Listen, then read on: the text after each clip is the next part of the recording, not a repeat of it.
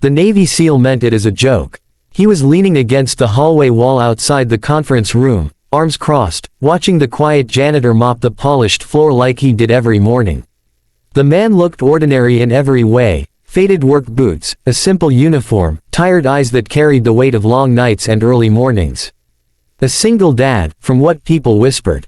Always polite. Always invisible. "Hey," the SEAL said with a grin, loud enough for a few officers nearby to hear. "So what's your rank, old man?" A couple of chuckles followed. The janitor paused, resting both hands on the mop handle. For a second, it looked like he didn't hear the question at all. Then he smiled, soft and calm, the kind of smile that didn't need to prove anything. "Retired," he said simply, and went back to work. That should have been the end of it. Moments later, the hallway doors opened.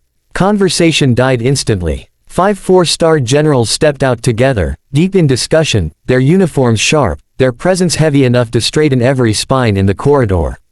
The SEAL snapped to attention out of instinct. So did everyone else. Then something strange happened. Every single general stopped. All 5 turned toward the janitor.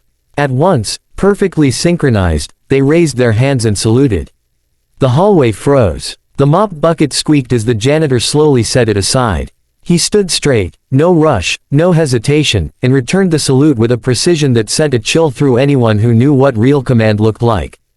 "Good morning, sir," one of the generals said, his voice edged with respect.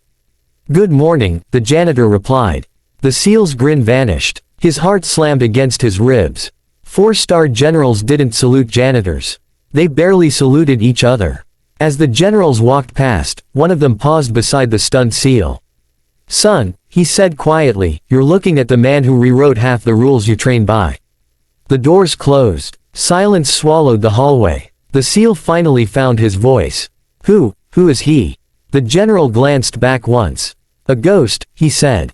"And a legend." Later, the truth slipped out in fragments. Decades ago, the janitor had been something else entirely. A strategist so sharp they said he could end a war with a map and a pencil. A field operator who led missions so classified they officially never happened. A commander whose calls saved units pinned down in impossible situations. He had turned the tide in conflicts that never made the news and walked away without medals, without interviews, without noise. When his wife passed away, he retired quietly. No favors, no speeches, just a promise to his young son that he'd be around more. The janitor job fit the school hours. It paid enough, and it let him stay invisible.